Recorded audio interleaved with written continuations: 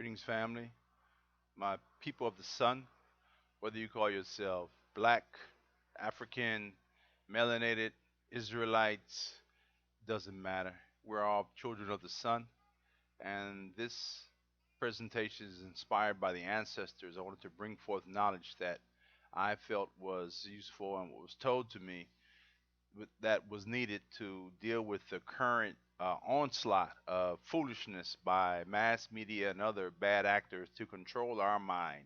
And we are here to reclaim our mind so that we can fulfill our destiny of being the true rulers of the planet and the true representatives of the sun on the planet. And with that, I've developed this inspired by ancestors, of course, always thanks and praises to the ancestors and the Most High, uh, a presentation titled The Eightfold Path of Seshat, the Reimmergence of the African System of Knowing. Once again, this is Baba Ankh, and if you have any questions, please submit them below in the comment section. Like, share, and subscribe. Thank you.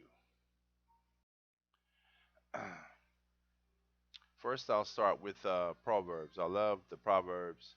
They are lessons that from ancient times and from this time to help, I think, with thinking. This one is a Bambara proverb from Malinke in Western Africa. It's called Daba Kuru Jin Bere Ye Kelen Ye Nka Mogo Kelen Kelen Bena Jindo. A herd of animals is driven by only by one stick only, but each true person is driven by his own stick. Belief is the concealer of truth. And that's something that I've come to realize that as long as we believe something, we don't know it, and it's actually the worst state of mind. I'm going to come back to this theme because I think that's one of the biggest problems we have, belief. And you'll see that hopefully by the end of this presentation. What gets you in trouble is not what you know for sure, but what you know for sure that just ain't so. Mark Twain, love it. Uh, Goes back to the previous passage about belief because if you know it for sure, you believe it, but you don't know it, then you get in trouble because reality has a way of pulling a rug from underneath your belief. This is from Abraham Lincoln. Better a man think you a fool than to open your mouth and remove all doubt.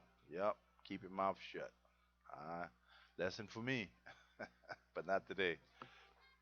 Nature knows no lies. There are no contradictions in nature. That's Crow 777, internet podcaster I listen to, has very good information. All right. Payphone vandalized. A lot of us don't even know what these are. Some of the younger generations of people don't understand or aren't exposed to these. So I do understand that. But it says call God, but there's no phone. I'll leave that to you. But I am looking to give you a phone to make the call in your own mind, that God within, with this method of thinking and analysis. Okay, we're going to move to the next phase, introduction. This work is a reassemblage of the body of Osiris to the Greeks. This method of analysis and thought developed amongst the black people of the Sahara Valley or Sahara Desert, who later moved in what is now called the Nile Valley. But keep in mind that the Sahara at that time, the region called the Sahara today, was in fact a fertile, watered paradise. Trees, animals, ancient rock carvings show that, or pictures, paintings, and the like in the Sahara they found. This collection of people crystallized into the civilization of Kemet, also known as Egypt. So when the Sahara dried up due to climatic change, the people migrated to the body of water, the Nile, the river we call it today, or the name for the Nile is Hapi. The Hapi is what is the ancient Kemites called it. It's funny how that's so close to the word happy today. With the fall and dispersal of the Kemite civilization and its people, this information was lost to its direct descendants. Introduction. Continuing. The Eightfold Path of Seshat is a re-Africanization of this earlier knowledge incompletely copied by the Greeks and mislabeled as the seven liberal arts. We're going to really go into this today, but it's important that you learn how to think in this manner. The seven liberal arts are an incomplete methodology for analysis and the discernment of truth that the Greeks learned during their introduction and habitation in Kemet. And just so you know, I'm going to be using the words Egypt and Kemet interchangeably. The Greeks uh, called it Kemet, and Africans themselves called it, or excuse me, I have that backwards. The Greeks called it Egypt, and the Kemets called it, or the blacks in Egypt, the Africans in Egypt called it Kemet. All right. This methodology was developed by the Kemites to aid the mind in arriving at the truth of a particular matter, which is derived from the senses. All right, this is an interesting picture. You see this guy, Tippy Tip, Hamid bin Mohammed bin Juma bin Rajab el Merjebes. This is in the museum in Tanzania. Uh, Actually, it's in Dar es Salaam. And you see this uncanny, let me put the pointer on. Come on, pointer. All right.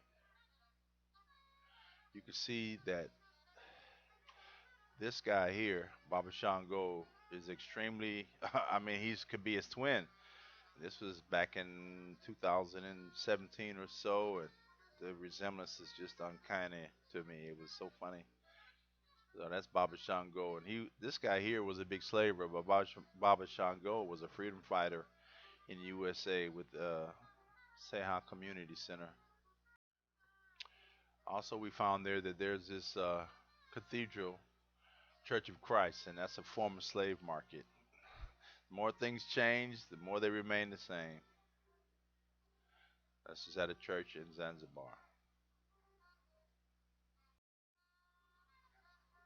The truth, according to these early Africans, mirrored the divine truth, i.e., all aspects of the subject matter as can be understood in this physical plane. That's truth.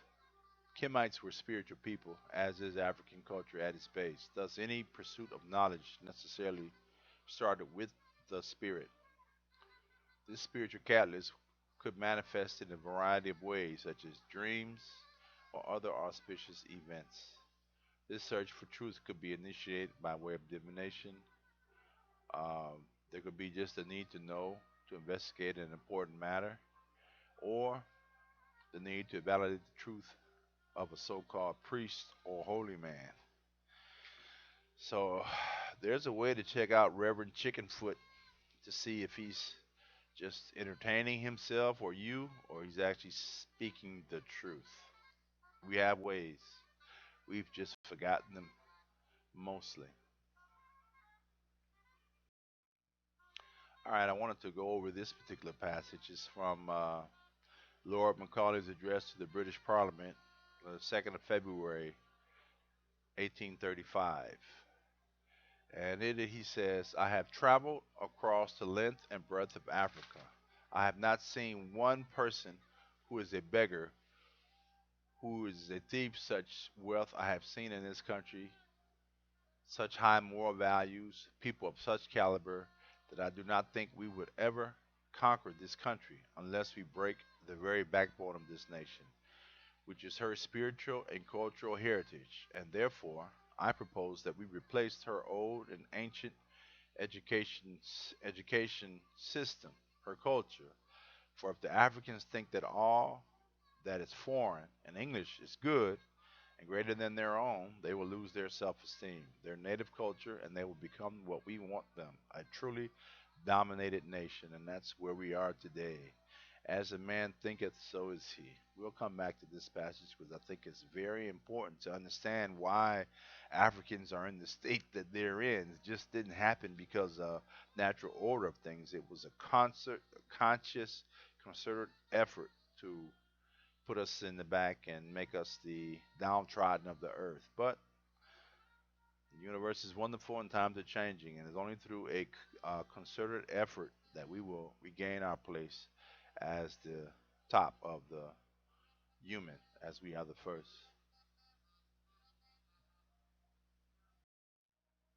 Sanko for bird, just an image.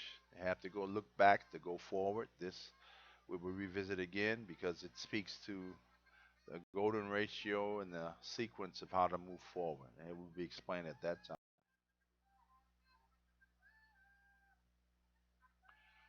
This spiritual dimensions of the search for truth confounded the early Greeks. The Greeks could not understand this Sicily or seed of African culture, i.e., the search for truth originating from spiritual guidance. Africans always start with the spirit. You have to start there. One has to start there in order to truly arrive at truth and ma'at. As for the Greeks, their Sicily was focused on dominance and materialism. They ignored spirit and focused entirely on the physical riches of Egypt and whatever shred of knowledge that they could discern and co opt. This lack of spiritual focus and comprehension continues today in Western civilization, the inheritors of the Greek tradition.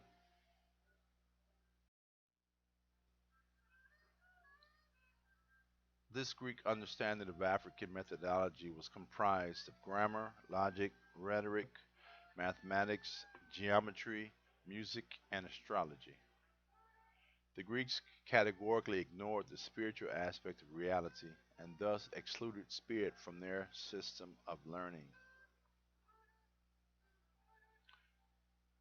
This method corresponds numerologically speaking with the number 7, a number of confinement and confusion. They called it once again the seven liberal arts: grammar, logic, rhetoric, mathematics, geometry, music, and astrology, which are seven components. This is the UAAC in Arusha, Tanzania. Long live Geronimo Pratt. There's some compound of Africans that escaped from the U.S. and went back to Africa to live during the time of the Panthers. Mama Charlotte and Baba Felix, they had to escape. I'm missing his name up right now. It'll come to me again. We'll have another slide about the UAAC. The Afrikan Way of Knowing, on the other hand, had 8 components, beginning with spirit or intuition. Baba Pete, and Mama Charlotte. Okay, that's from the previous slide. Baba Pete and Mama Charlotte, doing well. Thus, the African methodology for seeking truth was composed of the following principles: spirit or intuition, grammar, logic, rhetoric, mathematics, geometry, music, astronomy, and astrology. As there is no clear translation of the method for investigation of the heavens, the Kemites used a combination of astrology and astronomy, or as we would term, astrology and astronomy.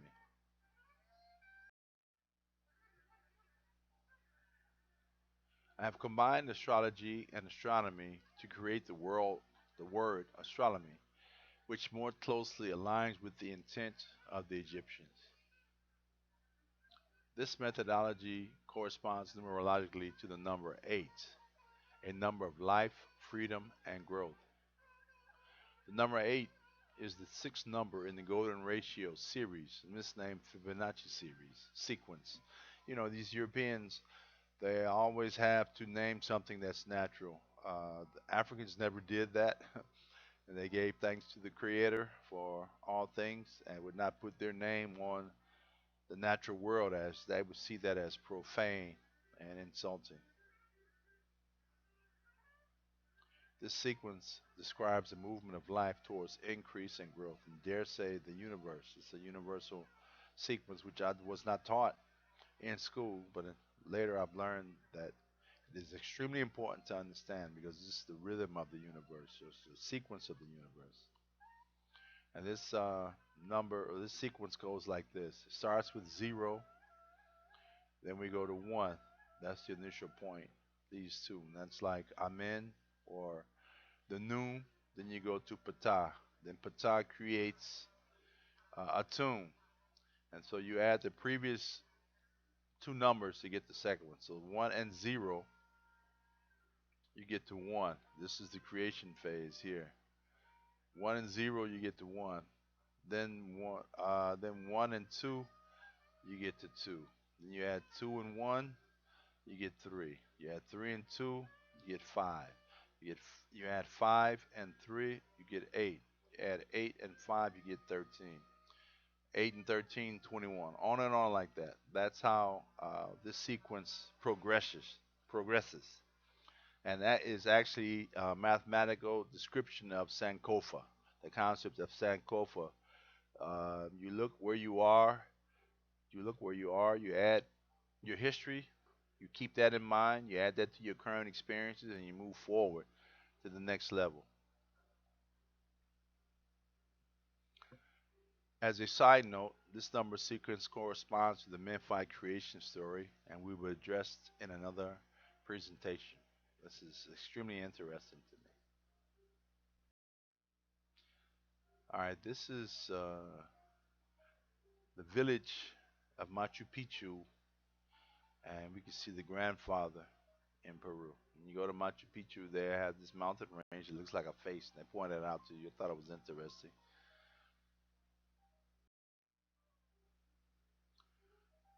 This work introduces a modernization of the Kemetic system, which will allow Africans to learn the ancient methods used by our ancestors to build the greatest civilization that has ever existed. This system will allow one to arrive at truth by reclaiming our stolen legacy and passing this rediscovered knowledge through the African mind and spirit. This work, when necessary, will borrow on traditional European, Asian, and other traditions of the subject matter when accurate. We will start with the Eightfold Path of Knowledge from Tahuti and his wife, Seshat, which serve as an introduction. This systematic learning method was misnamed the seven Laws of Hermes by the Greeks. The African system of knowing, like nature, has a male and female attribute. This maintains ma'at, or balance. We will briefly review Tahuti, the seven laws of Hermes. I call it the eight laws of Tahuti. You have who, as stated before, the husband of Ma'at, the husband of Seshet, excuse me, uh, the male complement of wisdom, faculty. So we start with spirit, we go to mentalism, which is thinking, and we have correspondence, vibration, polarity, rhythm, gender, cause and effect.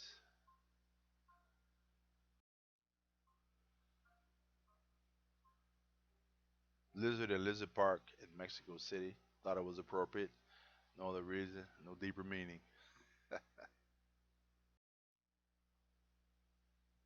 The seven liberal arts are well known in classic Western pedagogy as the foundation of the classical education or the highest form of education. As handed down from the Greeks, this education includes grammar, logic, rhetoric, mathematics, geometry, music, and astrology, stopping at 7. Notice the glaring absence of the spiritual foundation.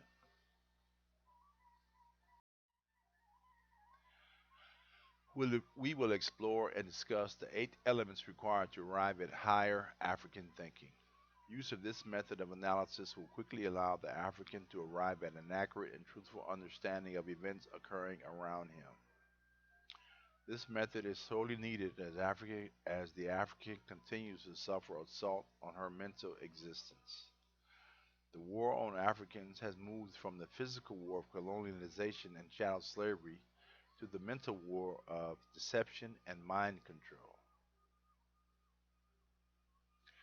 This new assault necessitates the implementation of this new mental armor.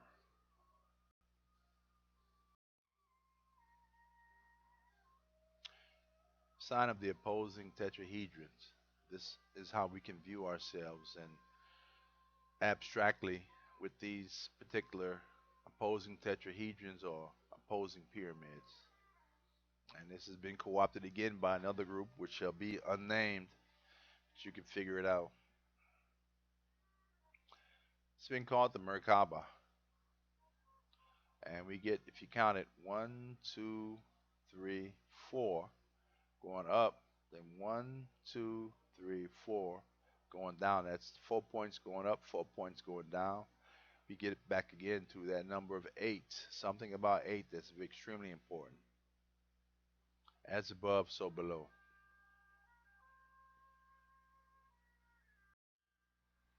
The laws of Tahuti and the Eightfold Path of Seshat. Recap. As Tahuti is the male attribute of the wisdom faculty, the laws of Tahuti demonstrates the wise ordering of the universe. And this wise ordering of the physical plane is represented by Seshat. We're back at the number eight. The number eight is what's needed to understand Tahuti and Seshat. And both, as we've already discussed, originates from the spirit. Cannot forget that. The foundation for man that is the between Seshat and Tahuti diverges for the physical plane and the universal or astrological or astronomical plane. Spirit. This is an African I found in Houston here. I first thought he looked kind of clownish, but upon reflection, I saw that this was spirit that inspired this particular get up here as he rides around on his moped or whatever they call it, scooter. Extremely interesting to me. Very colorful and brought joy to my life, and I brought joy to his. He was smiling. And this is an expression as African creativity.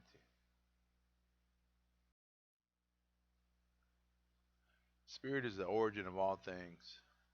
It is the driver of manifestation from the noon or primeval waters, which some have called the ether.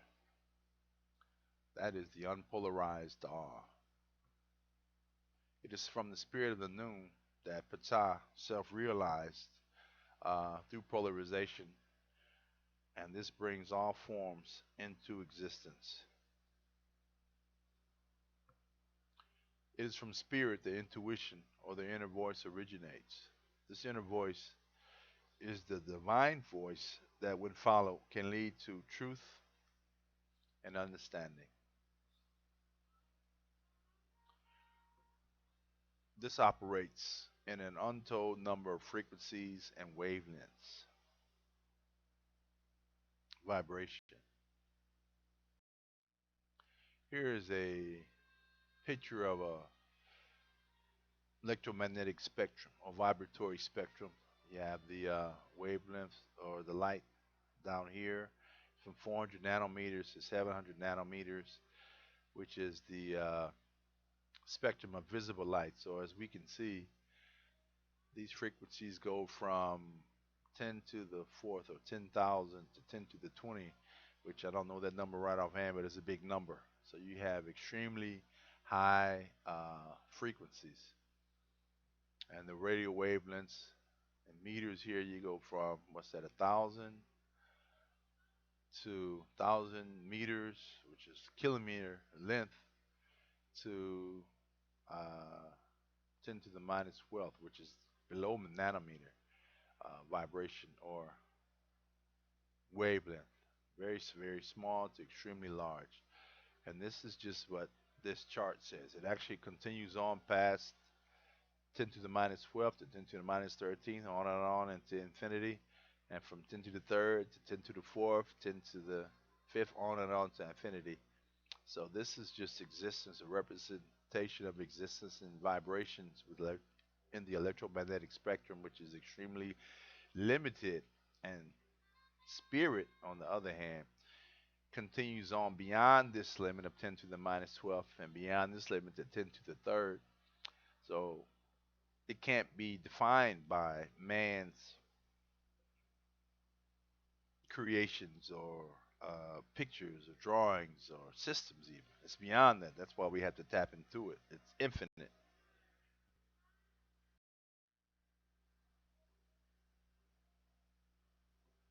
Once again, the first Kemetic system was called the Memphite theology. And this is really the basis of all Kemetic knowledge and all African knowledge. And if you see the Haitian Revolution and development of drumming in Cuba and other things that have occurred with the African people, this system will reassert itself. It's the earliest creation story and demonstrates the importance and overbearing expression of the spirit. And that will be talked about in another lecture, even though I keep going back to it. I can't help it. It's just so important to me. What is spirit? Spirit is that ethereal connection to the ancestors and the awe that provides wisdom and guidance to deal with daily events. The Kemites stated that man was made up of 9 components, which only one was the physical body. In ancient Egypt, the soul of a person was thought to consist of 9 separate parts that were integrated into a whole individual but also had very different aspects.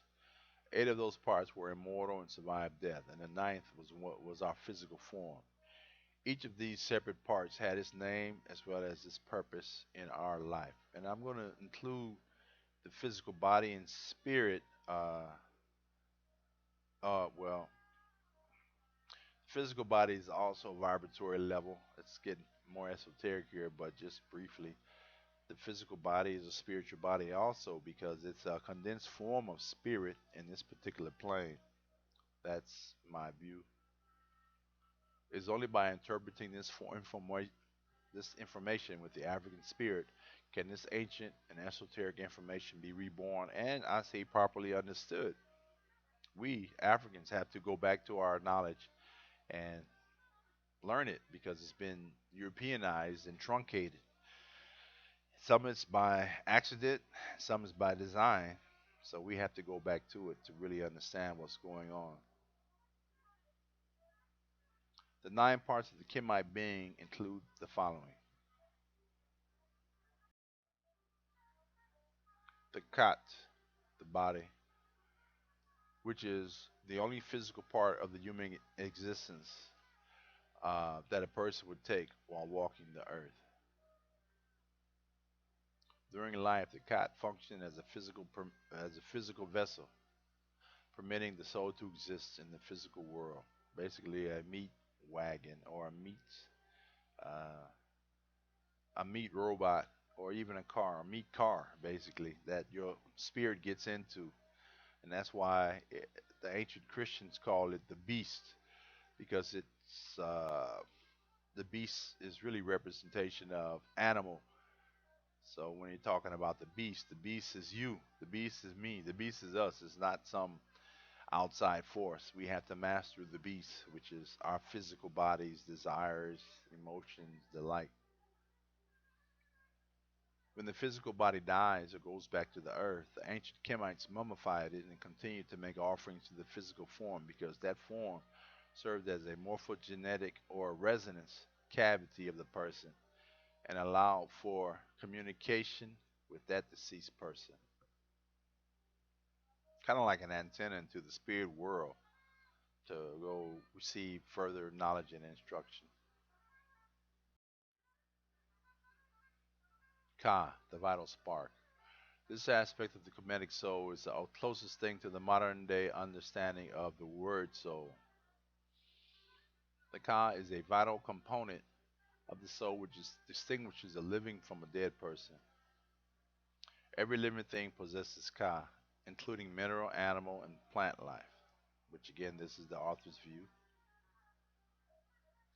This is the astral body that comes into being at the moment of birth, guiding people throughout their life.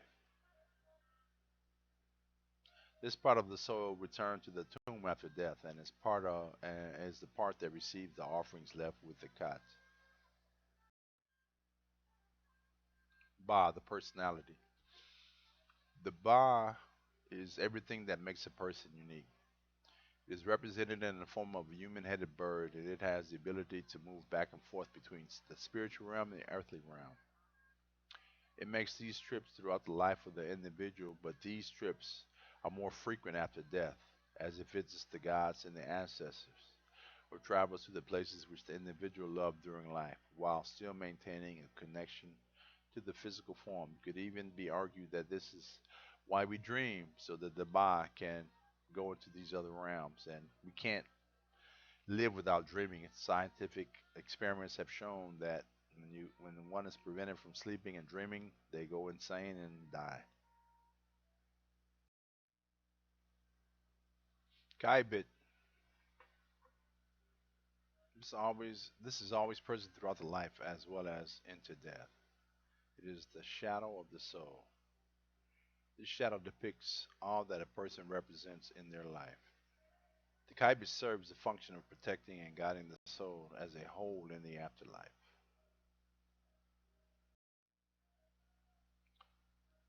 Aku, the immortal self, was also represented as a god or Neter in ancient Kemet, and recently disparaged in a cartoon with Samurai Jack. The villain was Aku. Funny, huh? The Aku is the immortal self of the individual, continuing to live on in the afterlife. It returns to Earth when necessary to reconnect with the Kats. The Aku is also a manifestation of the intellect, intentions, and will of a person.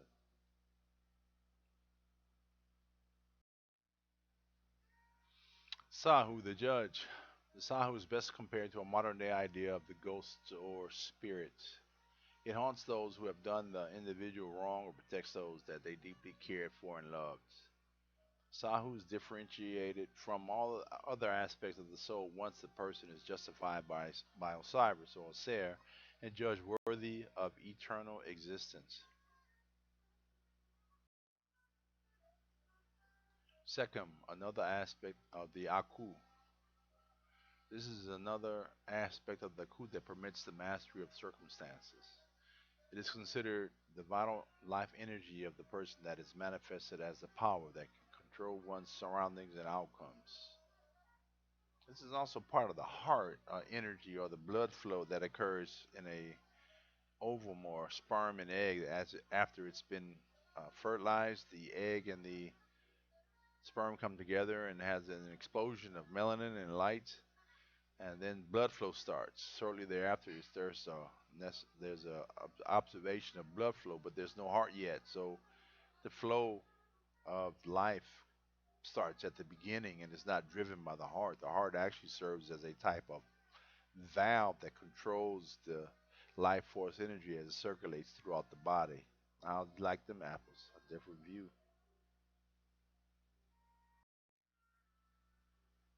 The ab, the spiritual heart.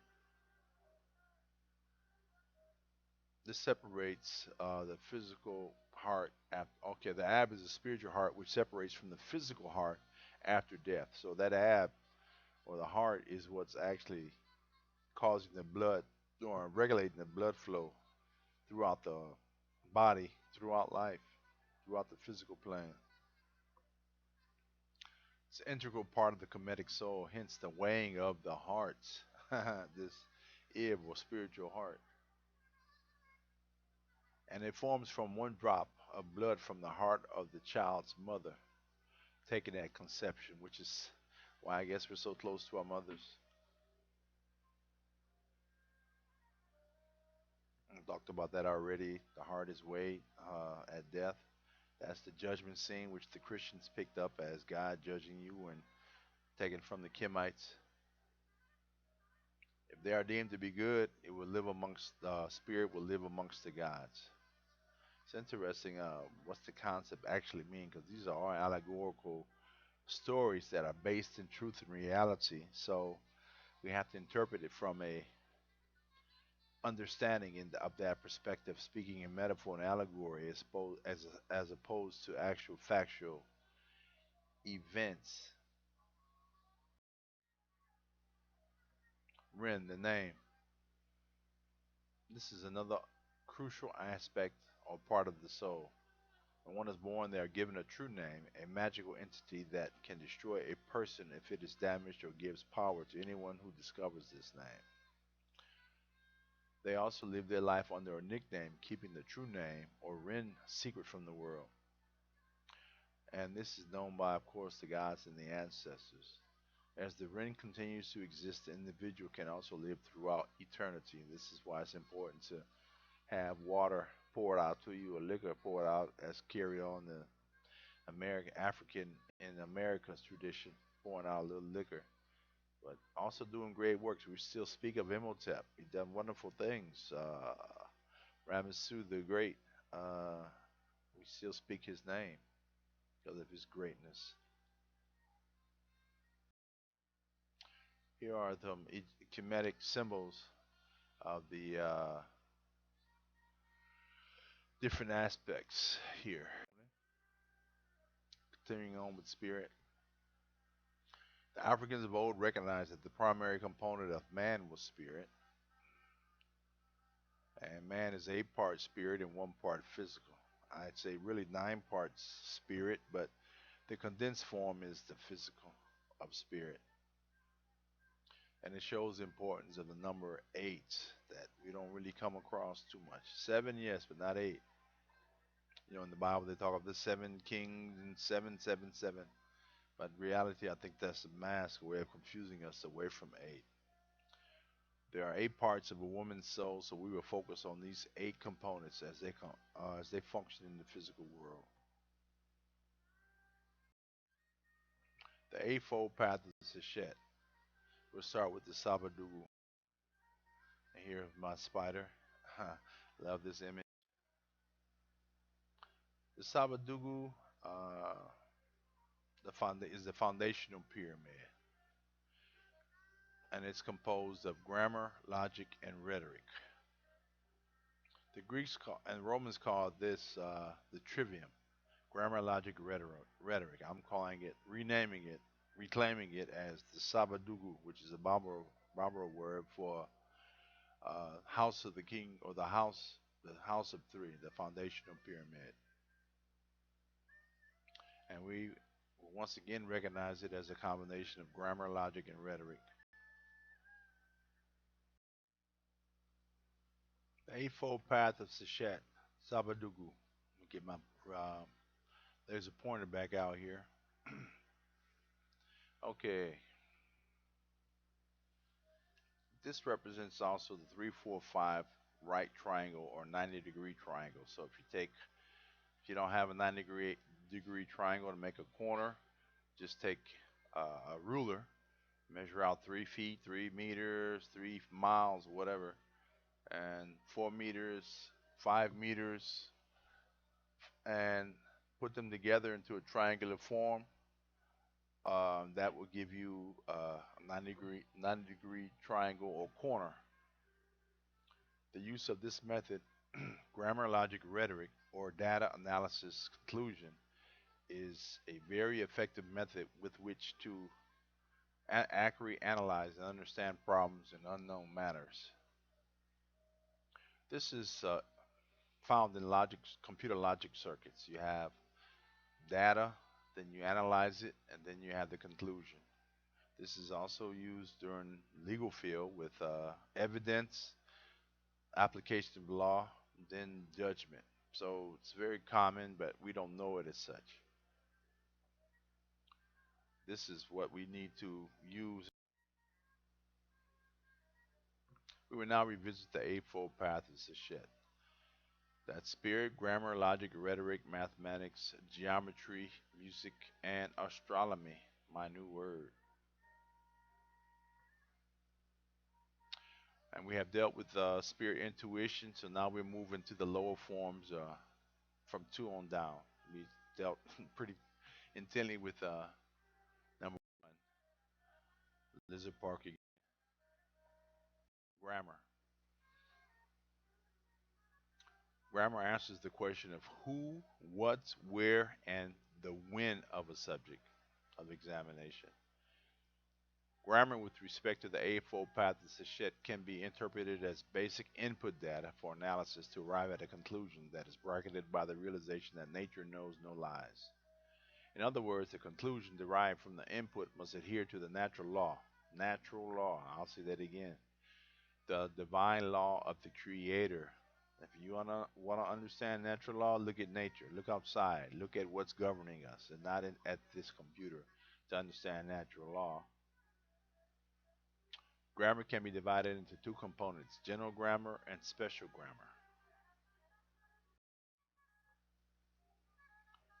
Special grammar is the recognized official relational rules of the words to other words within a specific language. Examples of languages being Malinke, Yoruba, English, Chinese, etc. So, in other words, when we speak of grammar in normal parlance, we're talking about special grammar, how the words are organized. But then there's this thing called general grammar, uh, and this is the correspondence of the words to objective reality in a chosen language, and that's what we're talking about in this lecture. And this eight laws of Seshet follow general or use general grammar.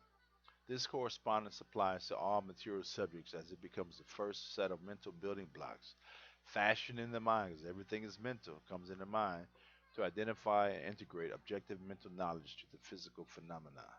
In other words, it is a body of knowledge which has been gathered and categorized in a mental construct that allows this construct to be ordered and subjected to the rules of logic for full understanding of the natural world in accordance with natural law. So we're kind of in a dilemma here. Everything exists in the mind, but we have this physical world. But in order for the physical world to be understood and recognized, it has to be in the mind.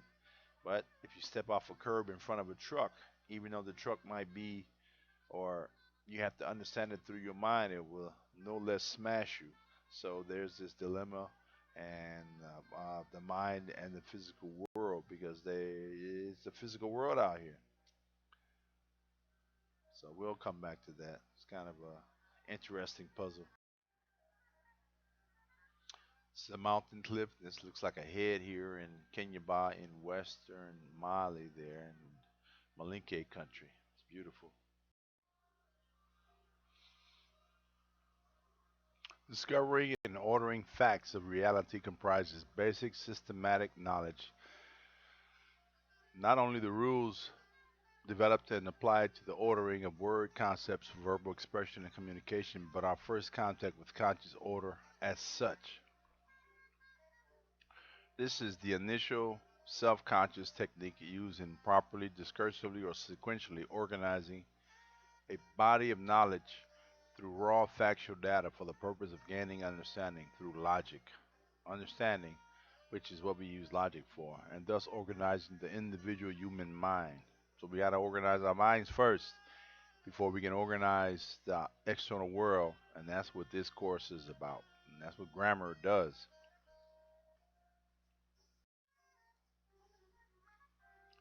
Grammar is the foundation upon which all other methods of organization and order are built. Under the rules of general grammar, it can now be subjected to logic for full understanding, which is a separate intellectual procedure.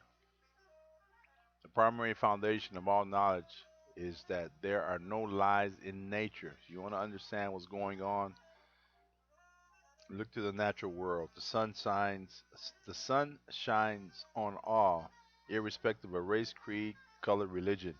Saint or sinner, sun will shine on you. Doesn't care.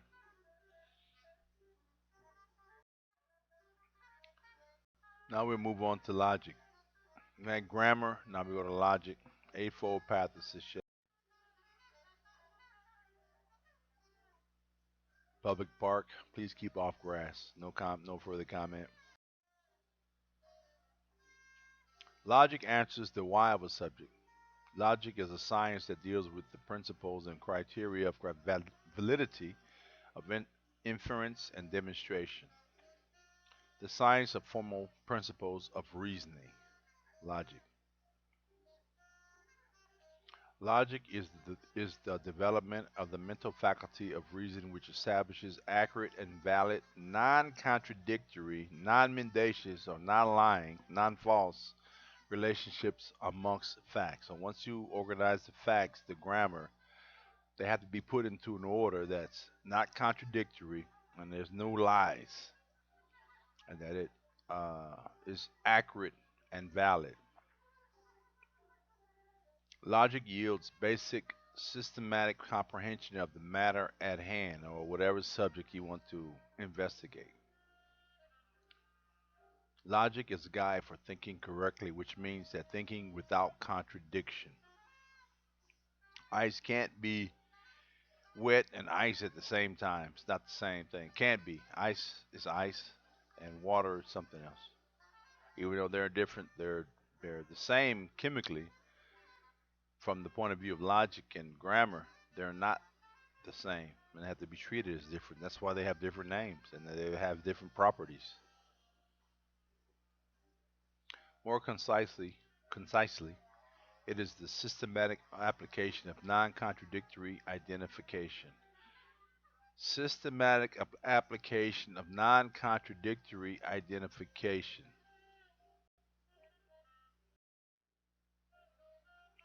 The work of logic is proof. Proof consists of establishing the truth and validity of a concept or proposition in correspondence with natural law. Very important, natural law. Let me get my pointer back here. Natural law. Very important, natural law. Not man's law, not my opinion, but natural law, nature, the netaru, creation, what's outside, what's real, water flowing. Natural law requires objective factual reality by following a self consistent chain of a higher level thought process that ultimately leads back down to foundational primary concepts or axioms. That can be also stated as existence, consciousness, and causality. Proof is a means of keeping the truth seeker in touch and grounded to objective reality, which proof, when utilized by logic, will yield valid knowledge and understanding in the physical three-dimensional plane. Logic brings the rhythm of subjective thoughts of the mind and the subsequent actions of the body into harmony with the rhythm of the objective universe. Application of logic will synchronize individual mental processes and their attendant actions with the processes of our surrounding natural existence. The application of natural law. Once again, we're back to natural law because in natural law, in nature, there are no contradictions. Contradictions in analysis indicate incomplete grammar or data, or error or deception. So whenever you see a contradiction in things, states, words, actions, there's either incomplete information or there's an intent to provide deception or there's a mistake. But we have to go back and revisit the data or input data or grammar and look at who's analyzing and what's going on. Errors in the correct application of logic are called logical fallacies. Let me repeat that. Errors in the correct application of logic are called logical fallacies. A logical fallacy is an error in reasoning. Typical and common logical fallacies have been cataloged and will be thoroughly examined in another talk. I'll be coming back to those quite a bit.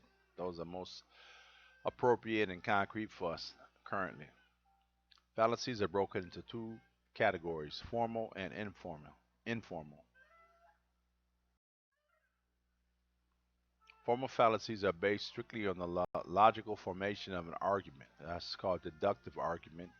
And informal fallacies take into account the non logical content of an argument or inductive argument.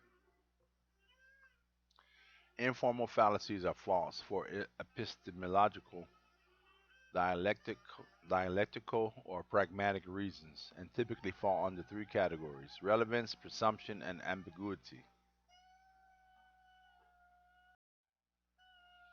Another friend. Typical logical fallacies include ad hominem attacks, straw man argument, appeal to ignorance, false dilemma, slippery slope fallacy, crucial circular argument, hasty generalizations, red herring fallacy, tukoke, causal fallacy, fallacy of sunk cost, appeal to authority, equivocation, appeal to pity, bandwagon fallacy. And it's a very exhaustive list, and I'm going to do probably several presentations on logical fallacies and apply them to real world events so we can get a better understanding of how these games are being played on us by both our brothers and sisters, lovers, enemies, and the broader society in general against us as Africans because we fall for the okey doke, so to speak. So you can say all these logical fallacies we could classify as the okey doke. Now we move on to rhetoric. Rhetoric provides the how of a subject. Rhetoric provides systematically usable knowledge and understanding to coherently express the conclusions of grammar and logic. The pronouncement of conclusions derived in this manner is called a statement of rationale. It's the final step that allows for a proper evaluation of a logic process, its output and conclusion. Now we move on from the Sabadugu to the Nani Mansa and the Eightfold Path of you know, seasonal falls in Kinyaba, Western Mali. The Nani Mansa is the foundation of the king. And once again, this is a Bambara or Malinke phrase. And it's composed of four components: arithmetic, geometry, music, and astrolomy. These four components connect heaven and earth, as above, so below.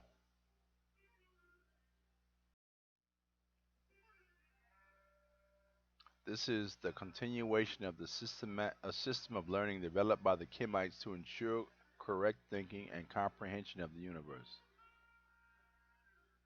The Greeks and Romans identified this portion of the Eightfold Path of Seshat as the quadrivium. The addition of these four components allows for a 360-degree by 360-degree total comprehension of the universe. This is a fallen baobab tree in Dabia in Mali. Felt sorry for this tree. Beautiful creature, but it was in the way of someone's house. They feared that if a storm came, it would fall and destroy their house. So the tree had to go, even though it stood there for hundred years, hundreds of years. Such is life, man and his lack of understanding. Arithmetic. Number in and of itself. Number is a pure abstraction that is outside of space and time.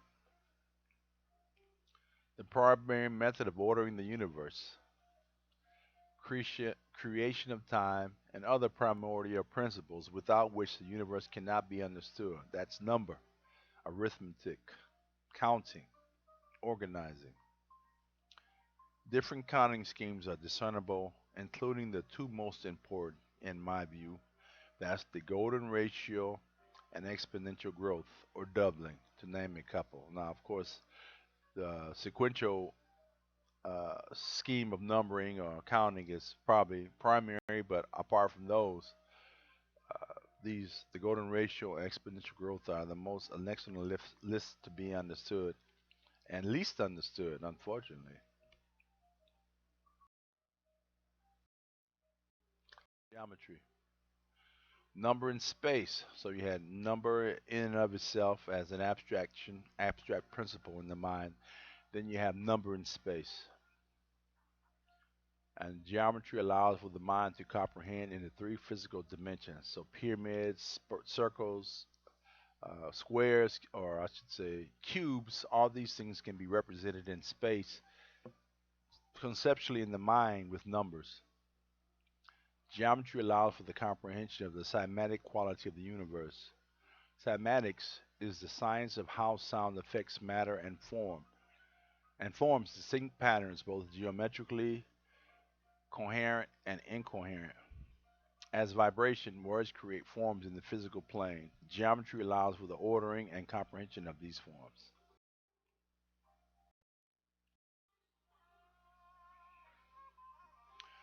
Music is number and time.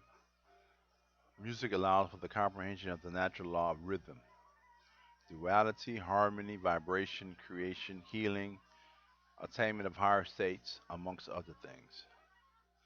It is only that it is only through music that other attributes of the mind can be opened. Astrolomy. No, astronomy is number in space and time. So you take the arithmetic principles or number, and we can order space and time, and look out into the heavens and comprehend what's really going on, as well as here on this earth and below. The discipline that allows for the recognition of correspondence as above, so below. The recognition that the locations and placement of celestial bodies affects the entire earth and its inhabitants.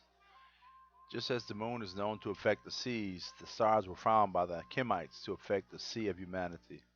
Hence the zodiac, why people were classified under their uh, constellations at time of birth. Through the mind, Kemites were able to travel throughout the universe. This method of traveling has been rediscovered, albeit in a crude manner, and is known today as remote viewing.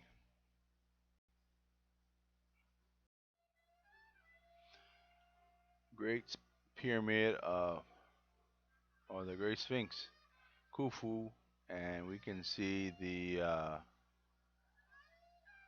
three other pyramids behind the Great Sphinx of the Khufu. Final thoughts. Spirit, the local component of the awe that connects man to the Creator and ancestors, and that gives rise to the foundational pyramid or the Sabadugu, grammar, logic, and rhetoric. These three components train the mind to analyze and discern truth from falsehood. The Nani Mansa, the base of the king, that's composed of arithmetic, geometry, music, and astronomy. The Nani Mansa are the four components that allow for comprehension of the universe and man, as above, so below. Final thoughts. Africans are confronted with tremendous mind control devices deployed against them. These mind control devices include government, education, movies, television, religion, amongst other things. The consistent, proper application of the Eightfold Path of Seshat will aid in removing the hood of confusion placed over the head of the people. The Eightfold Path of Seshat is the best method for the African to learn and practice discernment and analysis in this time of deception and miseducation. It is imperative that Africans reacquaint themselves with right thinking in order to navigate this time of darkness. Once again, I revisit this passage by Lord Macaulay's address to the British Parliament on the 2nd of February in 1835. I have traveled across the length and breadth of Africa. I have not seen one person who is a beggar, who is a thief. Such wealth I have seen in this country, such high moral values, people of such caliber, that I do not think we would ever conquer this country unless we break the very backbone of this nation, which is her spiritual and cultural heritage, and therefore I propose that we replace her old ancient education system, her culture. For if the Africans think that all that is foreign and English is good and greater than their own, they will lose their self esteem, their native culture, and they will become what we want them, a truly dominated nation, a slave. Conclusions. Educate yourself with right thinking. Learn the Eightfold Path of Seshat. Apply the methods of thinking to all matters and focus your intentions on truth at all times. Use discernment to analyze the Eightfold Path of Seshat to find if there are any errors in this way of thinking. I want to know. Criticize me. Question everything and use discernment with all areas of human interaction without exception. Seek truth at all times. The end.